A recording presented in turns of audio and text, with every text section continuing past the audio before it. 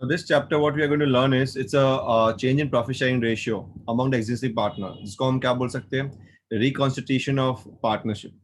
Now reconstitution का मतलब क्या होता है? Let's understand this first, right? ये चैप्टर क्या है पहले तो ये समझे, इसकी थियोरी को थोड़ा समझे, राइट? अभी एक दिन में तो सम नहीं आएंगे, धीरे धीरे आपको सम्स मिलेंगे, right?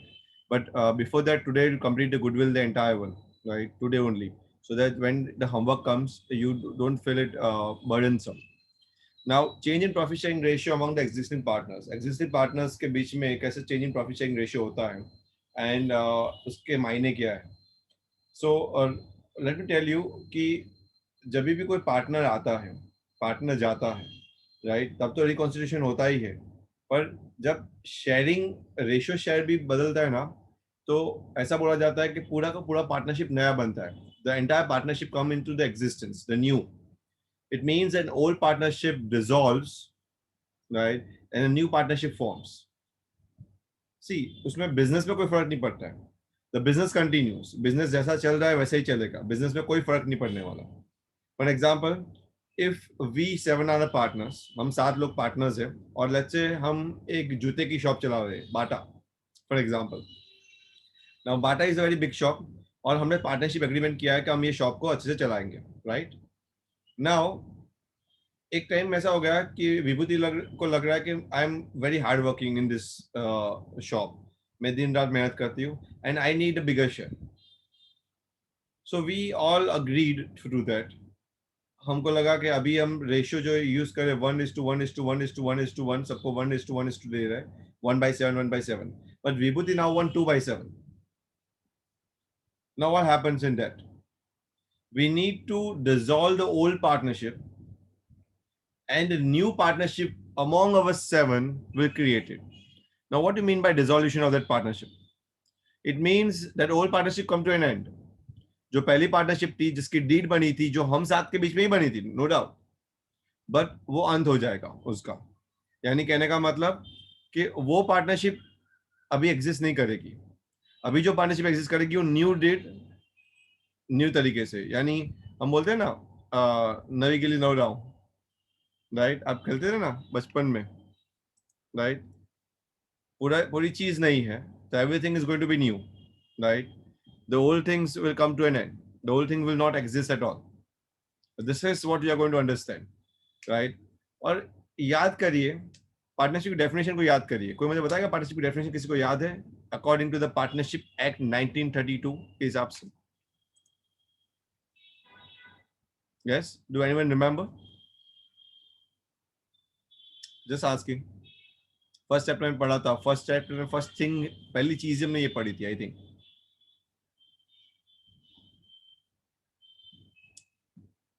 Anyone?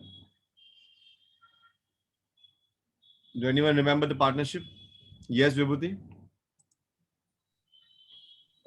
It is a relationship between two or more persons who agree to share profit and losses.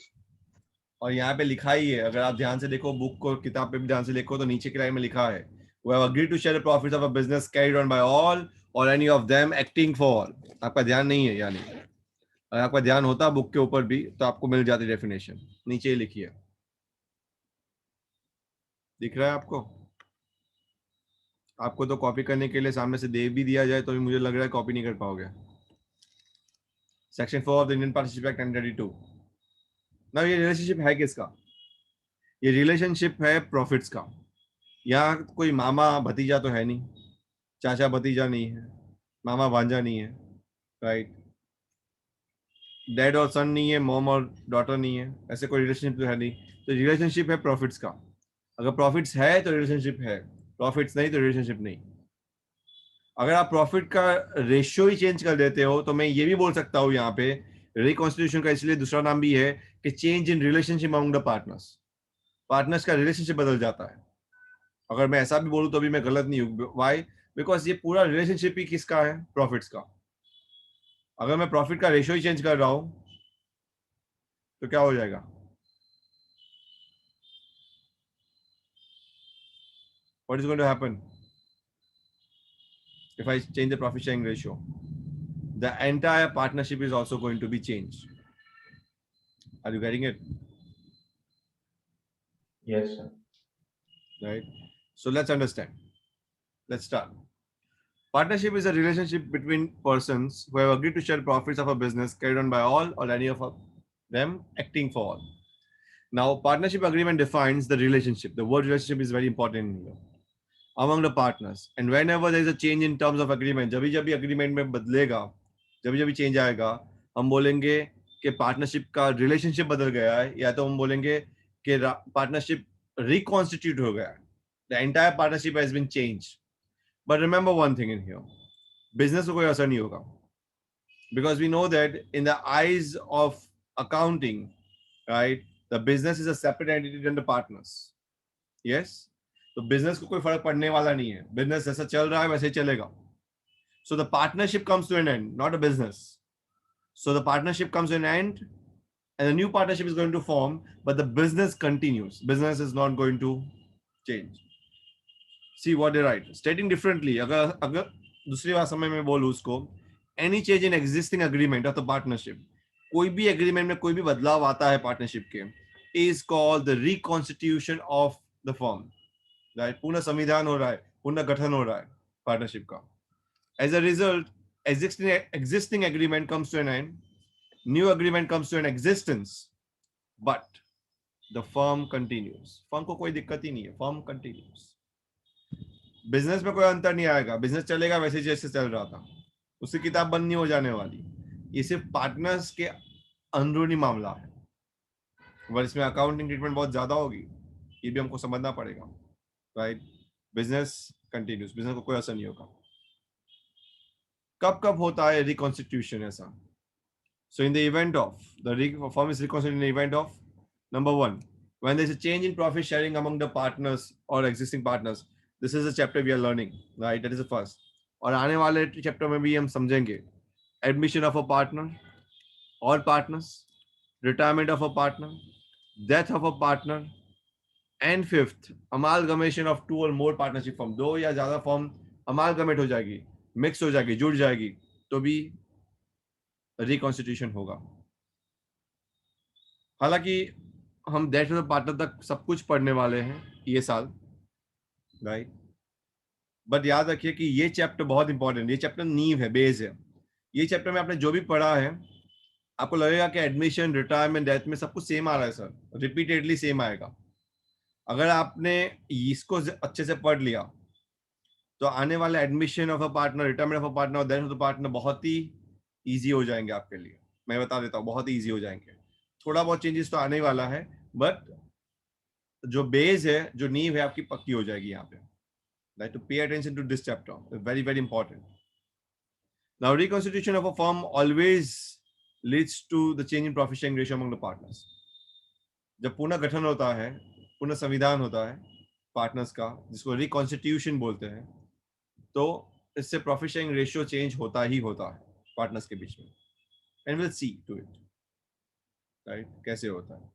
But ये टाइम पीरियड है जब पार्टनर्स, क्योंकि देखो एडमिट होता है कभी भी पार्टनर, कभी भी आता है नया पार्टनर, तो उनको कुछ शेयर देना पड़ता है, तो definitely sharing is going to change.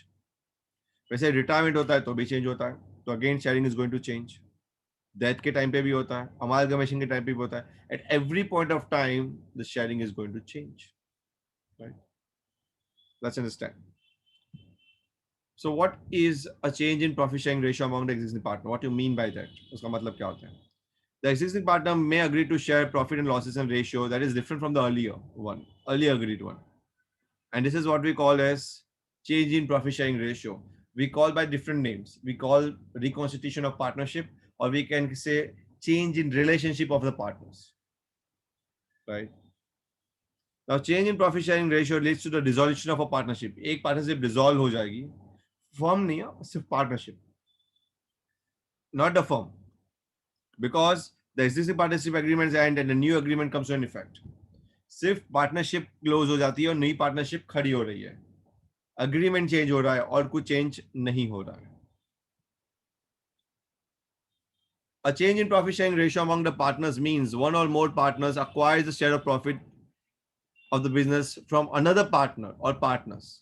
Therefore, the aggregate amount of the gain by one or more partner is equal to the aggregate amount of the sacrifice done by one or more partner. समझाता हूं, अगर आप profit sharing ratio change करते हैं तो कहीं पे खड्डा तो कहीं पे टेकरा होने वाला है, किसी को कम किसी को ज्यादा मिलेगा. जैसे फॉर एग्जांपल एक केक है, दो पार्टनर थे एक्स एंड वाई, राइट. पहले कोई अलग रेशियो में ले रहे थे, अभी अलग रेशियो में करेंगे, तो डेफिनेटली किसी को तो ज्यादा मिलेगा, किसी को तो कम मिलेगा ही ना. यस और नो? इसको थोड़ा बेटर तरीके से समझाने की कोशिश कर रहा हूं मैं, राइट. तो उसके लिए मैं क्या कर रहा हूं, मैं व्हाइट बोर्ड पे ले जा रहा हूं, राइट. शेयरिंग स्क्रीन को, आपको व्हाइट बोर्ड दिख रहा है मेरा?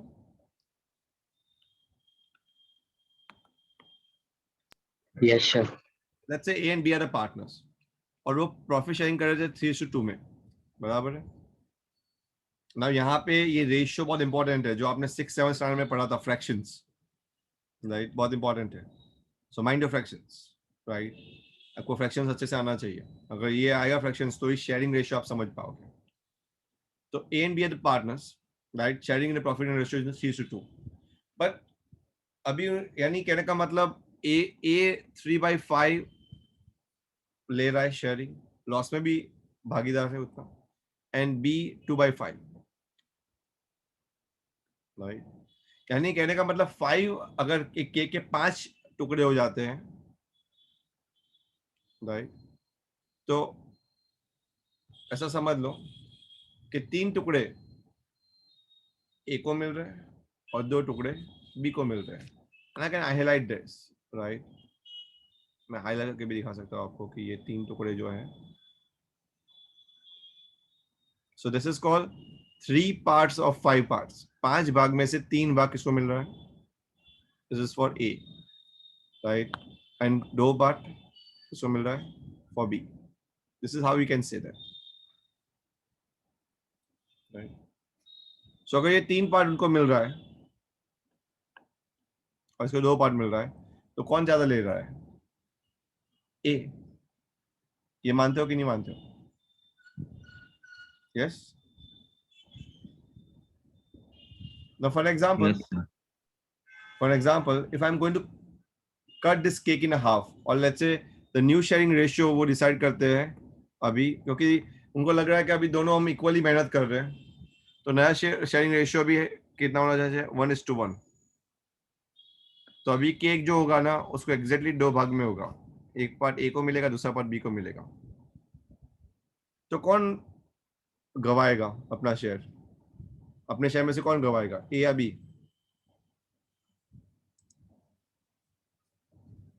ए. राइट, क्योंकि ए को पहले ज्यादा मिल रहा था, राइट. अभी ए को कम मिलेगा. By looking at the cake you can determine that, right. A easy है और बी को गेनिंग होगा. So A will be sacrificing, in other words, and B will be gaining. But the question is how much.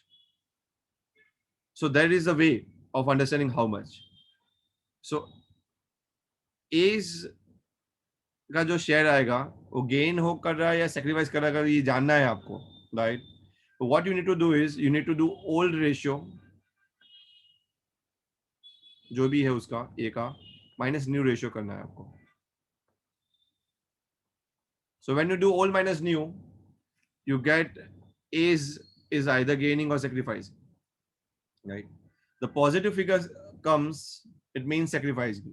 If the negative figure comes, it means it's gaining. So let's say old ratio क्या है a का? 3/5. new ratio क्या है a का? 1/2, right. But now can we minus like this? No, we have to do the LCM. You know the fractions, right? 7 में पढ़ा होगा. So into 2 करेंगे, into 5 करेंगे, and we just find it out. अगर नीचे into 2 करेंगे तो ऊपर भी into 2 करना पड़ेगा, नीचे 5 करेंगे तो ऊपर भी into 5 करना पड़ेगा. So what it comes to? 6 minus 5 upon 10. That comes to 1/10. ये फिगर कितना आया? पॉजिटिव में फिगर आया ये. So it means A is sacrificing. Let's go to B in a similar way. B का old ratio क्या था? 2/5. न्यू रेशियो क्या हो गया? 1/2. सेम एलसीएम, यहाँ पे 5 से मल्टीप्लाई करूंगा, यहाँ पे 2 से, तो दोनों का एलसीएम सेम आएगा ना, लीस्ट कॉमन फैक्टर, राइट. तो नीचे से 2 तो ऊपर भी 2, right? So what is going to be 4 minus 5 whole upon 10, so is equal to how much? It equal to -1/10. सी इसका फिगर नेगेटिव आया और एग्जैक्ट आया। देखो, एक ने गेन किया तो दूसरे ने उतना ही सेक्रीफाइस किया, राइट? यानी ए सेक्रीफाइस किया ए ने, तो उतना ही बी ने क्या किया? गेन किया। Are you getting this?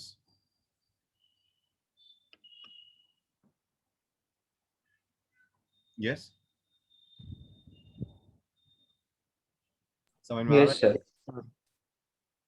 Now this is Yes, what sir. Happen.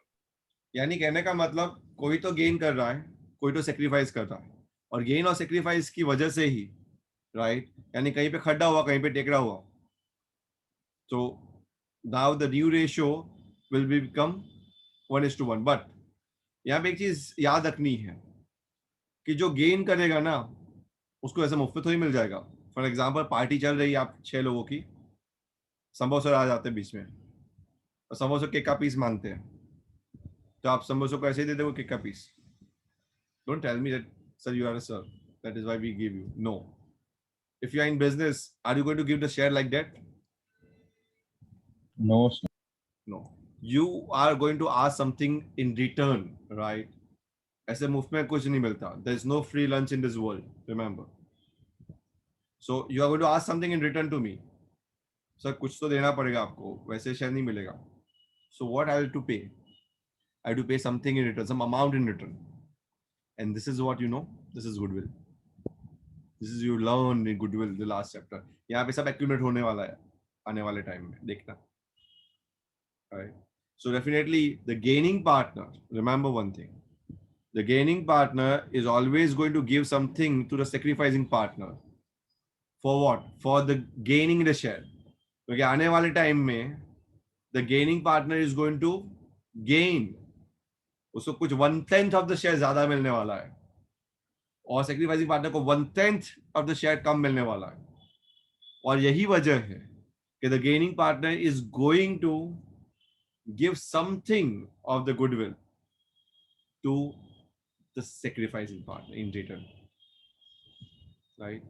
और ये सब हम समझेंगे डिटेल में, अभी नहीं, but this is just a brief explanation, right? जो स्टेप बाय स्टेप आएगा तो हम समझेंगे। यहाँ पे सेम एग्जांपल दिया है अमित और अरुण का, और यहाँ पे अगर हम देखें तो अमित लास्ट ईयर आयुषी थी, विनर की बहन, और आस्था थी, तो उसका मैंने एग्जांपल लिया था। But the same example is that 1/10 sacrifice of Amit and 1/10 negative result Arun का था, राइट? तो नेगेटिव रिजल्ट का मतलब it's gaining, right? The formula you have to remember, the formula is old minus new, right? So यहाँ से हमको clear हो जाता है कि आने वाले टाइम में अमित सेक्रीफाइस कर रहा है 1/10 एंड अरुण गेन कर रहा है, राइट? उसका मतलब ये भी होगा कि उसको कुछ देना पड़ेगा। क्या देना पड़ेगा? Goodwill, right? फॉर एग्जाम्पल, अगर फर्म की गुडविल उस टाइम पे जब रिकॉन्स्टिट्यूशन हो रहा है, फर्म की गुडविल 40,000 होगी, तो अरुण जो कि गेन कर रहा है, राइट? अरुण देखो यहाँ पे अरुण गेन कर रहा है, Arun should compensate Amit by 1/10 of 40,000, यानी उसको 4,000 अपने पॉकेट में से निकाल के अरुण को किसको देना पड़ेगा? अमित को, फर्म की गुडविल के हिसाब से। Are you getting it? Will see all this nitty-gritties, we'll see, not now, not today, but याद रखिए ये पूरा जो रिकॉन्स्टिट्यूशन है वो 5 स्टेप्स पे डिवाइडेड है, और ये 5 स्टेप आपको याद रखने हैं, क्योंकि जो लास्ट सम आएगा, जो कॉम्प्रिहेंसिव सम आएगा, उसमें 5 स्टेप्स को आपको फॉलो करने हैं। हम पढ़ेंगे स्टार्टिंग से, वो स्टेप बाय स्टेप पढ़ेंगे, हम जंप नहीं मारने वाले, but you need to remember this 5 step.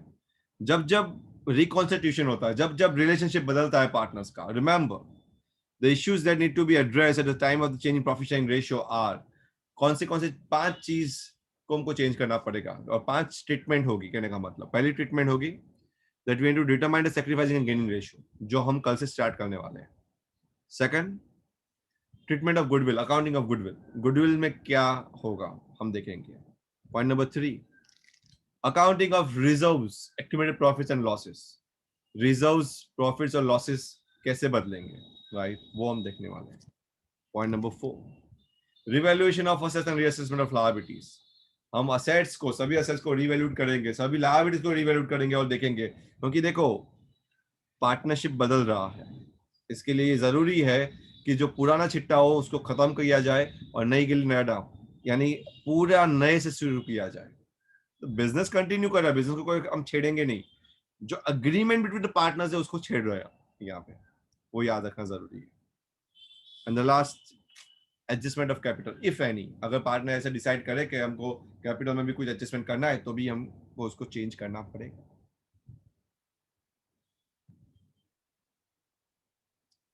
I hope you are getting this.